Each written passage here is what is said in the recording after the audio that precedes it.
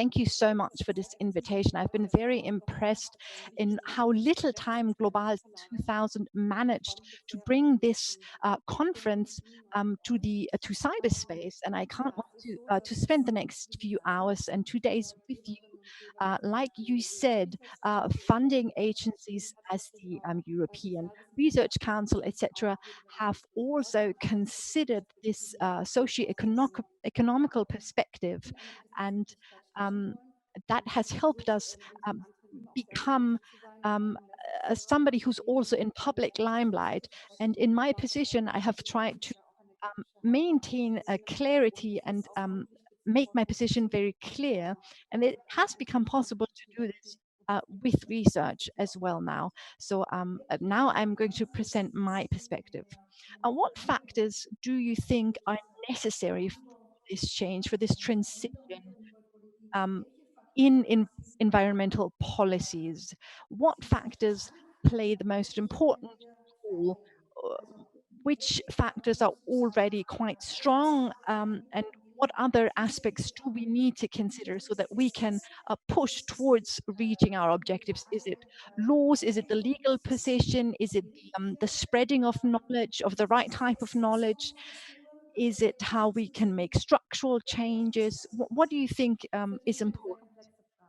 Well, that's a very complex question indeed, because it depends on which perspective you hold. So the answers differ here. I think a transition of values is extremely important, and that has to go together with the question of which value do we want to push. And this transition of values, and that has been clear in my research too, this transition is happening. An example for this is the World Biodiversity Council, and that is a lot of people who have a very economical take on biodiversity, and they have shifted from this and are now looking at it in a more holistic way. Biodiversity is now looked at in the sense of contributions to people, contributions to nature. And it was very interesting for me to see this process, because it showed that there's a certain openness towards seeing nature as something that, because of the inherent values that nature has in itself, it has to be considered. What do you think was missing in this transition? Well, I think crises and conflicts are always moments where windows present themselves where we can actually question the status quo and where we can introduce new values. The corona crisis as well, from a social and a social political point of view, is a point in time where we can question the status quo. And in this particular case, it was a conflict within the World Biodiversity Council, because governmental representatives, the one of Bolivia, stood up and said, I do not agree with this document that we're currently discussing, because the understanding of nature that is discussed in there does not go hand in hand with the way we see nature. We have nature mentioned in our constitution, in our country, and we want these concepts to be mentioned in this document. We want the economic point of view and the capitalist point of view that we're seeing here to be considering our understanding. And from this conflict, this discussion, this consensus arose, and we agreed that we need to move to actually protect biodiversity. So what we're looking at is that we're trying to achieve a state in nature where we can reach all these goals. So we need to try to find a different definition of nature in order to get there. We need to change our philosophy, right?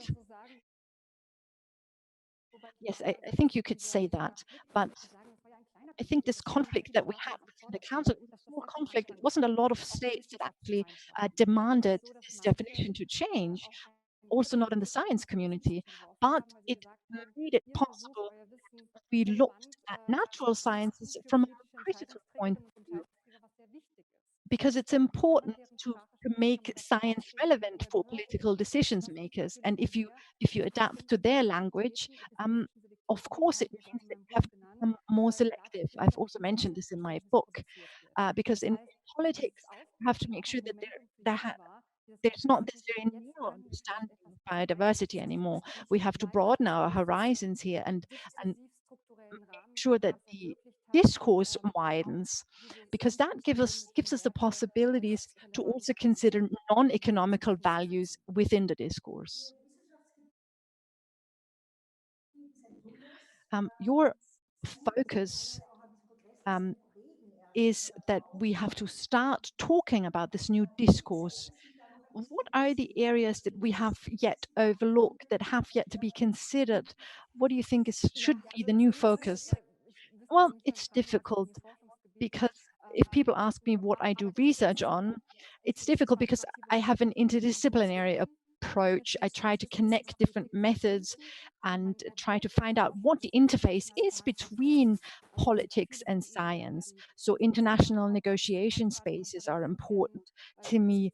I'm sure you've all heard of the Sustainable Development Goals and of the big agreements, large agreements that are being negotiated on a global level. So these are negotiation spaces that have been very constrained, because quite often the important things are being discussed in little back rooms. But it has opened up room for protest. Fridays for Future, for example, have managed to get a seat at the table of these negotiations. And this is important because it shows that science can and should play a role in these political negotiations. So this is the one side, to understand how these negotiations work. And then on the other hand, we have to find out how we can integrate the scientific knowledge into the political discourse.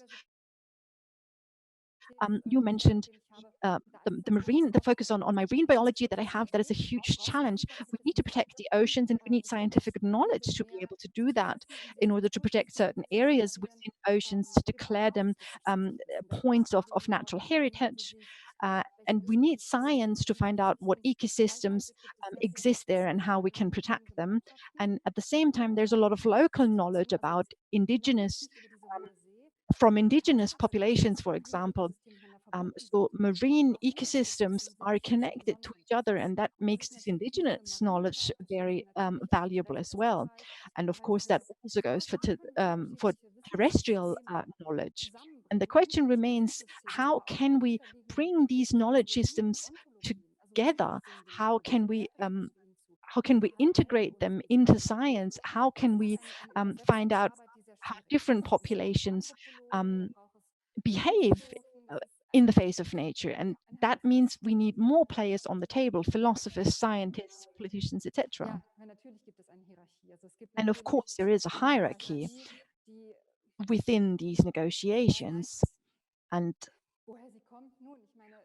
I'm not sure where it comes from. Of course, scientific knowledge is trying to be objective at all times. It has also got the claim that it can always be tested, that it can be reproduced.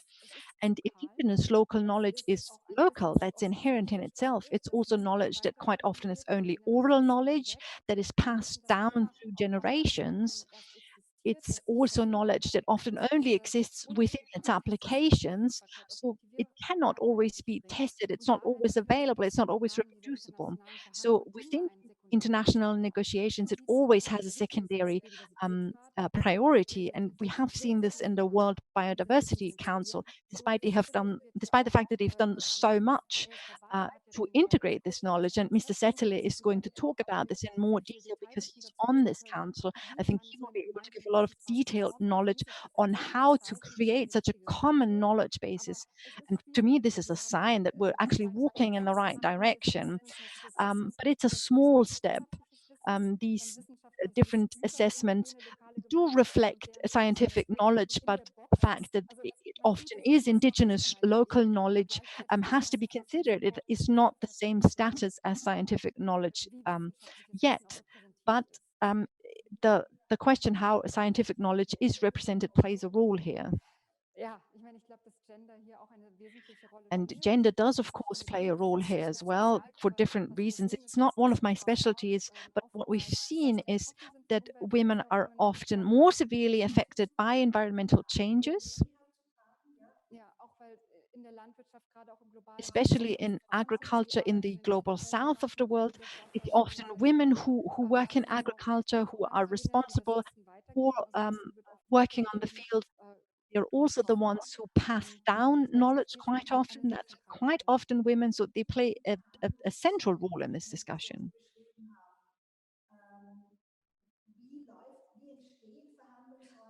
So how can we create these negotiation spaces which do exist already? How can we create more? How can NGOs position themselves so that they can actually join these negotiation spaces? Well, I think these spaces is there's something that has it's something that has evolved in the 70s and 80s. There was the big Earth Summit in Rio de Janeiro in the 80s, and ever since then there have been biannual conferences or even annual conferences as well. And I think NGOs have found great ways to actually position themselves within these conferences and to actually promote their concepts. So I think the question is rather, how can we achieve it that in addition to negotiate spaces that are often very political, that we can demand laws on a national level as NGOs, because quite often the phrasing is quite fuzzy on national levels, and it's much more difficult to actually put measures in place to reach these goals. For example, the 1.5 degrees Celsius goal, etc. Quite often in the international context, this is very general knowledge. It's very fuzzy. It's very unclear. But on a national level, NGOs can apply pressure here so that political parties can implement measures that are a lot more concise, a lot more clear, and then it can actually bring about change. So NGOs can put pressure on a national level, but also on an international level. So the change should be creating knowledge, making knowledge making knowledge visible and accessible. And then there's the European level and the international level where there are meetings and conferences and agreements. And then we have to go back to the national level to implement the measures. But it has to become a European Union cause, right? Because we've also seen this on a healthcare level, for example. So this is the need, right? Exactly. But the question is also, where can we find the windows for protest? And we have one right now, of course, because if we want change, then we have to demand it when a lot of things are up for negotiation. And this is the time now, because the situation at the moment shows that in the past, a crisis like this has made it possible for what's happening to happen at the moment. Do you have a message to students out there? Yes, be authentic, be ambitious. Don't don't get demotivated, because that's something that will happen to you. You feel like you have to keep sending the same messages, and then when you are confronted with politics, you will see how difficult it is. But keep up your enthusiasm, um, and stay ambitious. Thank you so much.